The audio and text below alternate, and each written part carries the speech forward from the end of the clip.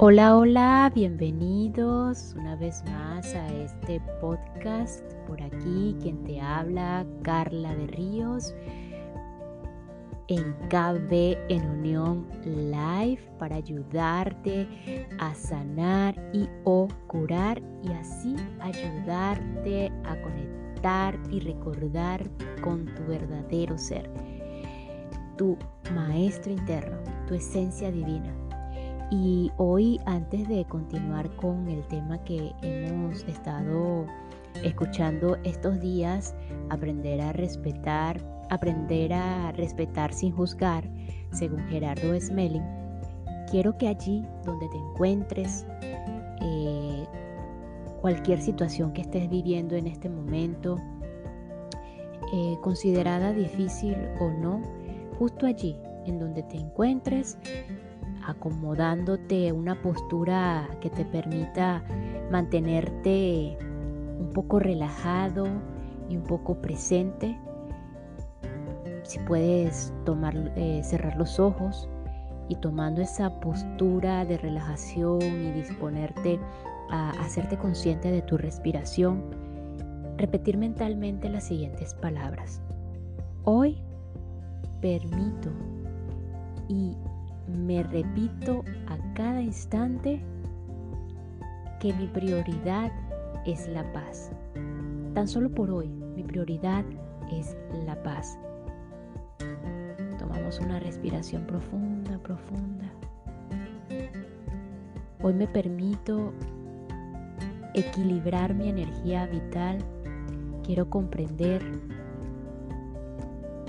y no necesito controlar nada de lo que esté ocurriendo en lo externo, porque mi prioridad es la paz. Tomamos una respiración profunda, profunda. Abre tus ojos. Ok, hoy vamos a continuar con el capítulo 2, ¿qué nos impide respetar? En el episodio anterior escuchamos cómo establecer relaciones en el amor y así que hoy vamos a seguir con dos formas que establece Gerardo, dos formas de establecer relaciones insatisfactorias. Son como unos ejemplos que él da allí. Una es la historia de un primer personaje llamado Julio y la otra es la historia de un segundo personaje llamado Don Jorge.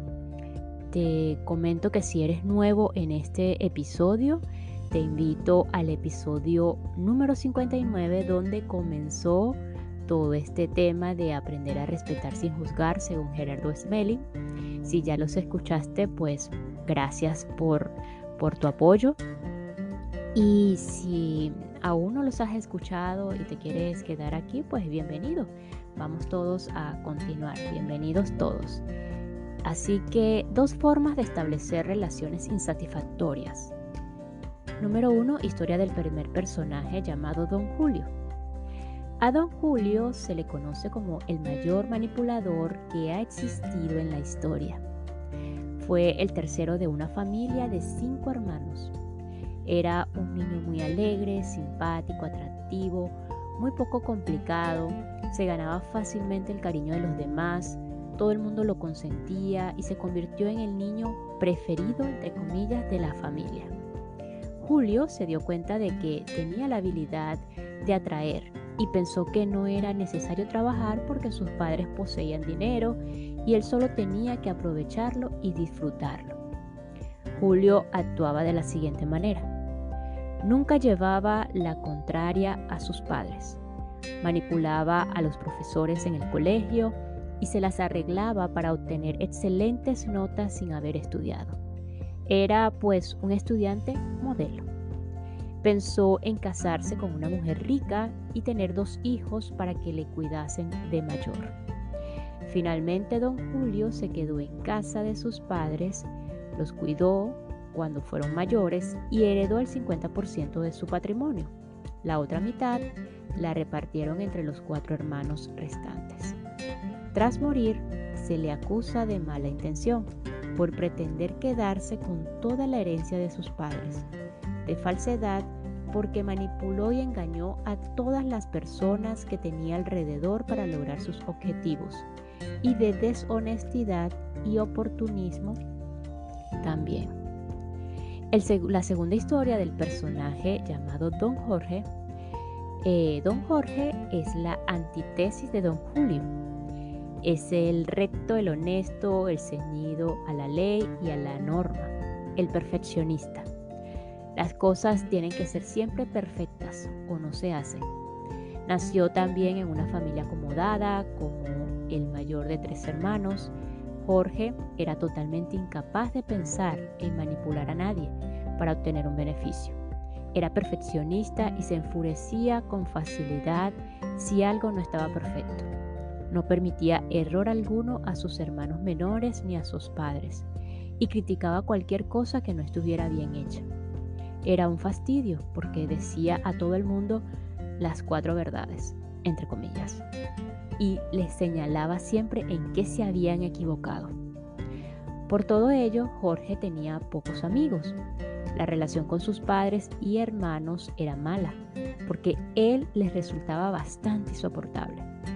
Era, por otro lado, un estudiante modelo, no permitía que nadie le ayudara ni le hiciera ninguna tarea. De adulto tuvo éxito en los negocios gracias a su rectitud. Se casó, tuvo 2 hijos y continuó siendo muy exigente.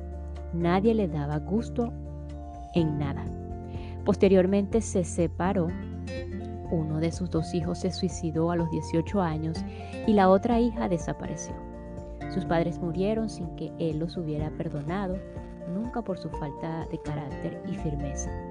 Sus hermanos no volvieron a tratar con él y se quedó solo. Al morir, se le acusa de perjudicar, destruir, dañar, anular la vida y felicidad de los demás.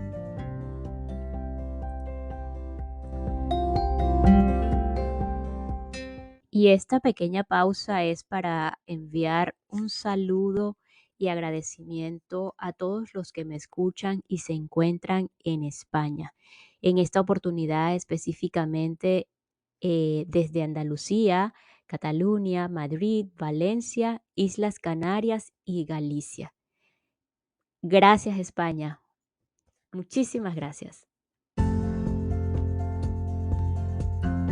Muy bien, pasamos ahora a otro punto importante del capítulo 2, evaluación y reflexiones. Al reflexionar sobre estos 2 personajes, podemos comprobar lo que habitualmente hacemos en nuestras relaciones conflictivas. Las interpretaciones conceptuales acerca de los sucesos reales pueden ser enormemente variadas.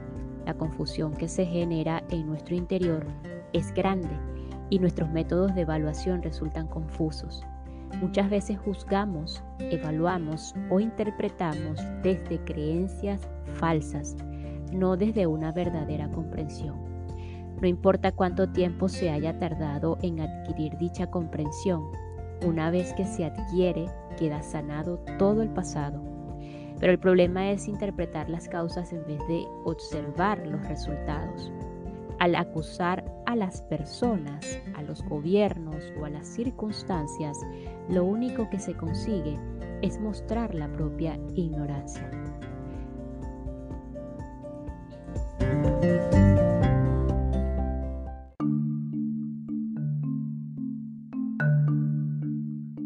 Sobre las historias de Don Julio y Don Jorge, reflexionemos desde la sabiduría con estas preguntas. Número 1. ¿Son inocentes o no inocentes? Los 2 personajes son inocentes porque la ignorancia no es un delito. La inocencia del campo mental puede cometer errores y la persona ignorante ha de aprender a no cometerlos. ¿Cómo sabemos que se trata de un error? Por los resultados que obtiene cada persona. Así, Don Julio obtuvo excelentes resultados. Nosotros, al entrar a juzgar las supuestas herramientas que utilizó para conseguirlos, nos equivocamos en la interpretación con nuestras creencias falsas. El caso de Don Jorge es totalmente diferente, pero también es inocente, porque pensaba que siendo exigente y perfeccionista iba a conseguir excelentes resultados y no los obtuvo porque cometió el error de juzgar y criticar todo lo que los demás decían o hacían. Número 2. ¿Su intención era buena o mala? Todo el mundo tiene buena intención. Nadie hace las cosas con mala intención, porque cada uno hace lo mejor que sabe hacer. Las aparentes malas intenciones, entre comillas, de Don Julio son solo interpretaciones nuestras. Él no las tenía. Se le puede acusar de obtener todo sin trabajar. Eso es de sabiduría, porque simplemente se trata de cumplir una función disfrutando intensamente. Don Julio presta un servicio a su familia y obtiene unos resultados satisfactorios. Por su parte, don Jorge tiene una buena intención porque lo quería hacer todo perfecto e intentaba que los demás fueran igual de perfectos que él. Ahora, número 3. ¿Se merecen ir al cielo o al infierno? Si solo hubiéramos observado los resultados, nos daríamos cuenta de que a don Julio le corresponde una vida extraordinaria, a la que llamamos cielo, porque aprendió a expresar sus valores, al principio sin saberlo y luego con mayor comprensión, y los medios que utilizó fueron todos amorosos. Jamás peleó con nadie, sino que colaboró, apoyó, sirvió, se comprometió. En cambio, don Jorge va al infierno, porque los resultados que obtuvo muestran que no sabía nada, entre comillas, que no aprendió lo que la vida le estaba enseñando. Por lo tanto, quedó pendiente de aprender en el triángulo inferior de las leyes del universo, conocido con el nombre de infierno, entre comillas.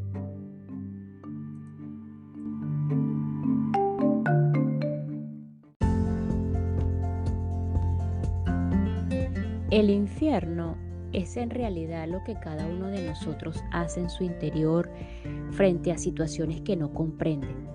Tales situaciones confrontantes suceden en los primeros niveles de la evolución, que es lo que llamamos triángulo inferior. Las leyes de afinidad y de causa y efecto derivan de la ley de correspondencia. La primera viene a decir que lo que uno alberga en su interior es lo que encontrará afuera. El amor con el amor, la violencia con la violencia. Por su parte, la ley de causa y efecto significa que todo lo que se lanza hacia afuera regresa con la misma carga con la que se lanzó. El resultado que uno recibe muestra lo que tiene en su interior. El resultado que uno recibe muestra lo que tiene en su interior. Por otro lado, la ley de correspondencia, por su parte, afirma que cada cosa está en su lugar y que a cada lugar y cada suceso le corresponde un lugar y un suceso específico en el universo. Por lo tanto, todos somos correspondientes con el lugar donde vivimos y con las experiencias que tenemos diariamente. Absolutamente todo lo que sucede en la vida de un ser humano ha sido generado por él y no tendrá que culpar a nadie de ello, ni siquiera a él mismo. Si ha generado determinados sucesos, lo ha hecho con el propósito de aprender y descubrir las leyes que rigen el universo. Por lo tanto, lo hacen desde una necesidad pedagógica. Mientras no comprendamos esto, seguiremos teniendo relaciones conflictivas que surgen de la interpretación conceptual. Esta consiste en modificar lo que no entendemos y acomodarlo a lo que queremos, entre comillas, entender. Y los seres humanos poseemos una gran habilidad para hacerlo. En nuestros ejemplos, don Julio verificó la ley de armonía y se hizo correspondiente con el principio de amor que rige los resultados satisfactorios. Por lo tanto, podría pasar a ser pedagogo y enseñar lo que descubrió. Por su parte, don Jorge verificó la ley de evolución y la presencia del choque de los opuestos, que es muy confrontante. y se hizo consciente de su propia ignorancia. Por tanto, para salir de ella necesita aprender el triángulo inferior, o entre paréntesis, también llamado infierno. Por otro lado, la ley de evolución permite el error y la de correspondencia determina dónde, cuándo y en qué circunstancias se comete el error. La primera, la ley de la evolución, diseña los procesos pedagógicos, y la segunda, la ley de correspondencia, sitúa a la persona en primer grado, en segundo grado, todos entre comillas, etc. Y así sucesivamente, tercer grado, etc. Según las leyes de afinidad y de causa y efecto, si uno se llena de odio, encontrará violencia en el exterior. Este efecto se va multiplicando porque de la correspondencia surge el culpable. Si uno cree que existe un culpable, pensará en el castigo y en la necesidad de hacer justicia, y esto a su vez generará venganza. Para salir de ese círculo vicioso y cambiar la propia correspondencia, es necesario renunciar total y definitivamente a responder a la violencia con odio y al odio con violencia. En los resultados verificamos las leyes, independientemente de si el resultado es satisfactorio o no. La pregunta que cada uno necesita hacerse desde la sabiduría es: ¿cómo hice para obtener este resultado? Si este es satisfactorio, la siguiente pregunta será: ¿cómo puedo hacer para repetirlo? Si es insatisfactorio, la pregunta será: ¿cómo puedo aprender a no repetir el mismo error? Cuando alguien o uno mismo comete un error, solo es necesario hacerse una pregunta: ¿qué aprendo del error propio o ajeno? ¿Qué aprendo del error propio o ajeno? En cambio, la pregunta ¿quién es el culpable? Conduce al desastre, porque la asignación de culpabilidad deriva solamente en castigo, y este a su vez en violencia, resentimiento, odio y venganza. A esto se debe lo que está ocurriendo en el planeta.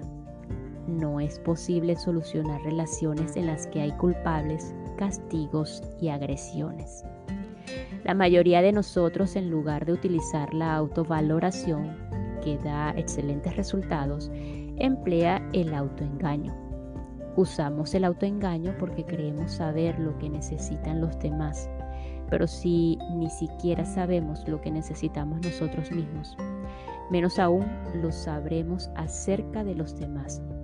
El autoengaño sutil del ego viene de pensar que uno es bueno, entre comillas, y por tanto piensa en los demás, actúa por los otros, pero lo cierto es que lo hacemos por nosotros, bien sea buscando aprobación o que reconozcan los propios valores, y por supuesto porque nos encanta, entre comillas, servir a los demás. La frase típica puede ser: yo tengo la razón y pienso en los demás porque sé lo que es correcto. Pero, ¿cómo se puede saber lo que es correcto si el propio resultado está mostrando lo contrario?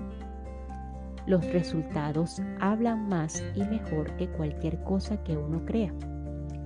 Otro autoengaño consiste en pensar que podemos ayudar a los demás a cambiar.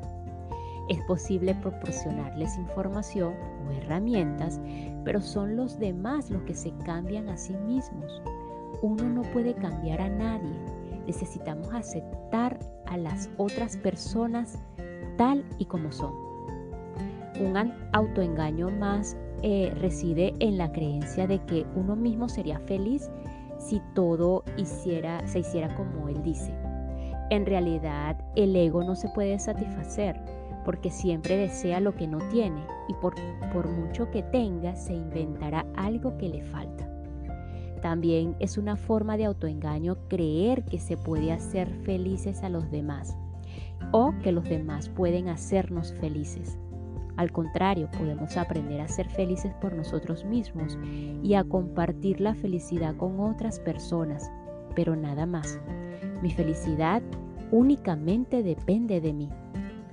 como no nos proponemos a aprender a establecer relaciones de alto nivel de satisfacción con todos los seres del universo, el primer ser con el que tenemos necesidad de aprender a construir este tipo de relaciones es uno mismo. Si no tenemos nada en nuestro interior, no podremos ofrecer nada a nadie. El proceso empieza con la propia forma de pensar.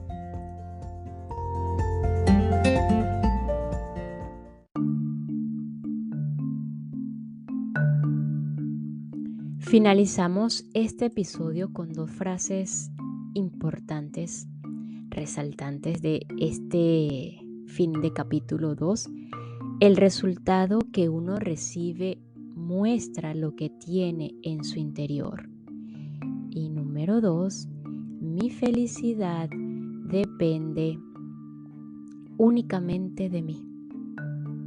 Gracias, gracias, gracias. Nos escuchamos en el próximo episodio.